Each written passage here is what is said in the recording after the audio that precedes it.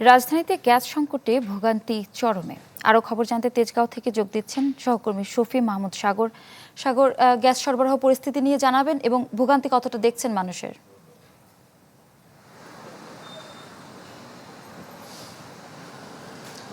ইপসিতা, গ্যাসের যে সংকট এবং এর ফলে যে ভোগান্তি সেটি কিন্তু দিনকে দিন বাড়ছে এবং এটি শুধুমাত্র একটি নির্দিষ্ট শ্রেণীর মধ্যে নেই। অর্থাৎ গ্যাসের যে সংকট তার একটা বড় ভোগান্তিতে পড়েছিলেন হচ্ছে যানবাহন চালকরা। কিন্তু আমরা যে দেখতে পেয়েছি এই রাস্তায় এসে যে যানবাহনে যেহেতু গ্যাস পাওয়া যাচ্ছে না, তাই রাস্তায় বিশেষ করে সিএনজির সংখ্যা খুবই কম এবং সিএনজির সংখ্যা কমে যাওয়ার ফলে যারা নিয়মিত সিএনজিতে যাতায়াত করতেন সেই সকল যাত্রীদেরও কিন্তু ব্যাপক ভোগান্তিতে পড়তে হয়েছে। এবং একই সাথে এই সিএনজি ড্রাইভাররা বলছেন যে তাদের আসলে সারা দিনে তাদের যে পরিমাণ তাদের ট্রিপ নিতে পারতেন আগে, তার চেয়ে এখন সংখ্যা অনেকাংশে কমে এসেছে।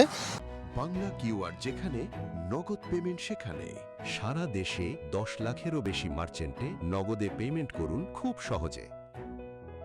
সেক্ষেত্রে তাদের যেই জমা খরচটা, অর্থাৎ দৈনিক যে পরিমাণ টাকা তাদেরকে ভাড়া বাবদ পরিশোধ করতে হতো সেটির পরিমাণটা কিন্তু কমানো হয়নি, যার ফলে তাদের আগের চাইতে এই অর্থ সংক্রান্ত ভোগান্তিতেও পড়তে হয়েছে একই সাথে। এবং তারা বলছেন যে দৈনিক মাত্র তারা 5 থেকে 6টি ট্রিপ নিতে পারছেন এবং এর ফলে যেটি হয়েছে যে তাদের আসলে আয় বা ইনকাম কমে গিয়েছে।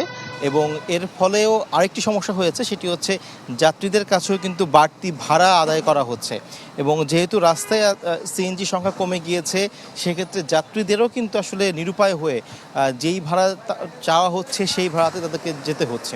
এর পাশাপাশি সকাল থেকেই বলছিলাম যে বিগত 6 থেকে 7 দিন যাবৎ ধরে চলমান গ্যাসের সংকট তীব্র হওয়ার কারণে কিন্তু ফিলিং স্টেশনগুলোতে গাড়ির দীর্ঘ জট তৈরি হয়েছে এবং রাজধানীর সকল পাম্পে কিন্তু গ্যাস পাওয়া যাচ্ছে না। গুটি কয়েক পাম্পে যেই গ্যাস পাওয়া যাচ্ছে সেই গ্যাসের চাপ অনেকাংশেই কম, যার ফলে সেই